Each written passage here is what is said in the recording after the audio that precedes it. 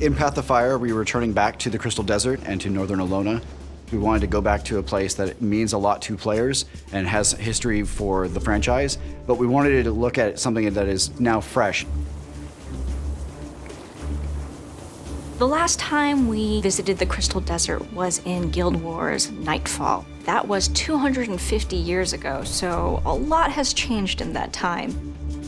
There are iconic locations and landmarks that will be very recognizable for players who are familiar with the Guild Wars franchise, but at the same time, we're building the lore and the story in such a way that if you weren't there for the beginning, it's absolutely fine. We're gonna help bring you along for this ride.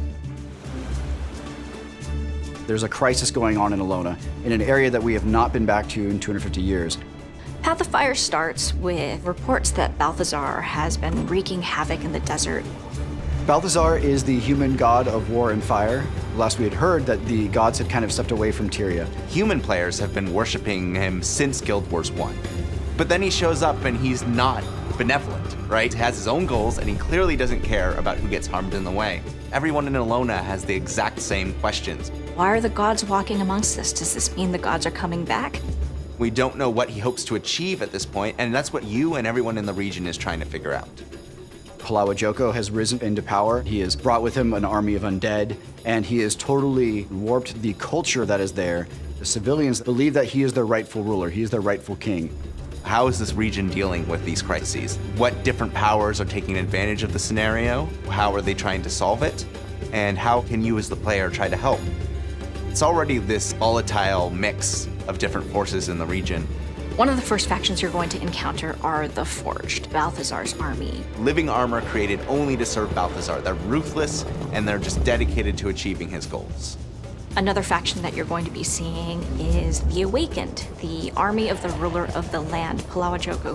Undead forces, they still have some remnants of memories. They're sentient, but they will do anything for their master.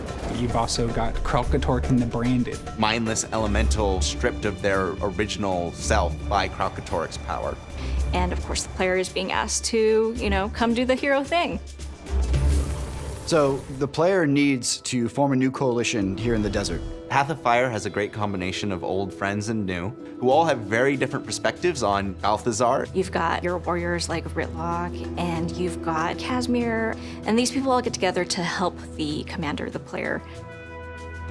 Path of Fire is going to bring 5 whole new maps to the game. 5 maps that are bigger than any map we've done before.